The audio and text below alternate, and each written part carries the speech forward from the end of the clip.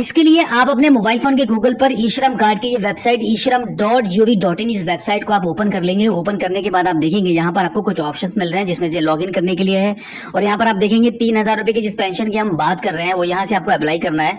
But यहाँ पर आपको मानधन.in पर क्लिक नहीं करना है, इसके लिए आपको सबसे पहले लॉगिन करना होगा। तो अभी हम यहाँ पे लॉगिन वाले बटन पर क्लिक कर देते हैं।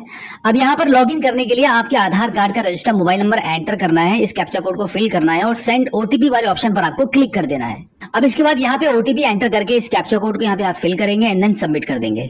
अब इसके बाद यहाँ पर आपका आधार नंबर एंटर करेंगे, ओटीपी वाले ऑप्शन को चूज करेंगे, इस कैप्चा कोड को यहाँ पे फिल करेंगे एंड देन फाइनली सबमिट कर देंगे। अब एक बार फिर से आपके आधार कार्ड के रजिस्टर्ड मोबाइल नंबर पर आपको ओटीपी प्राप्त होगा, उसको आप यहाँ पे एंटर करेंगे, इस कैप्चा कोड को आप यहाँ पे फिल कर देंगे एंड देन वैलिडेट कर देंगे।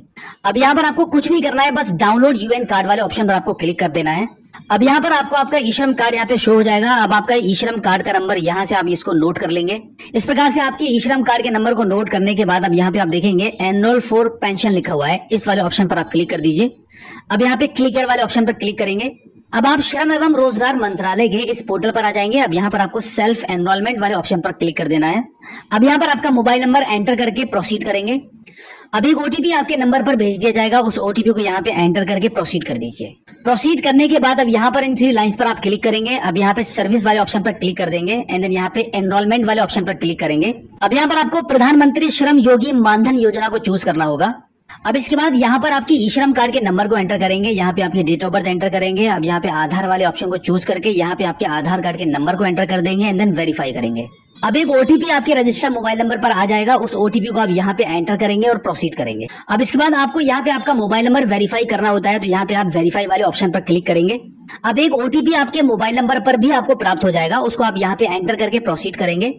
मोबाइल नंबर वेरीफाइड होने के बाद अब यहाँ पर आपको आपका एरिया पिन कोड नंबर ही एंटर करना रहेगा। अब इसके बाद आपको यहाँ पे ये बताना होगा कि आप नॉर्थ ईस्टर्न रीजन से बिलोंग करते हैं कि नहीं, उसका आंसर आपको यस और नो में देना होगा। एंड देन यहाँ पे आप आ जाएंगे, यहाँ पे आपको आपका ऑक्यूपेशन चूज करना होता है कि आपका क्या ऑक्यूपेशन है, उसको आप चूज कर लेंगे।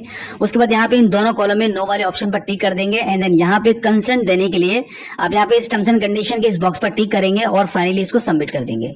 सबमिट करने के बाद आप देखेंगे यहाँ पे आपका रजिस्ट्रेशन कंप्लीट हो जाता है। अब आप इसको ओके कर दीजिए।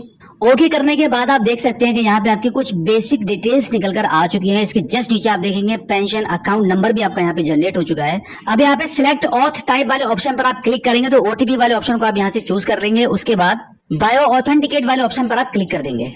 अब यहाँ पर ओटीपी जनरेट करने के लिए टर्म्स एंड कंडीशन के इस बॉक्स पर टिक करेंगे एंड देन जनरेट ओटीपी वाले ऑप्शन पर आप क्लिक कर देंगे। अब यहाँ पर एक बार फिर से टर्म्स एंड कंडीशन के इस बॉक्स पर टिक करेंगे और यहाँ पर जनरेट ओटीपी वाले ऑप्शन पर आकर क्लिक कर देंगे। अब देखो आपके आधार कार्ड पर जो मोबाइल नंबर लिंक है उस नंबर पर यूआईडीआई की तरफ से एक ओटीपी आ जाएगा, उस ओटीपी को आप यहाँ पे एंटर करेंगे और वैलिडेट ओटीपी पर क्लिक कर देंगे।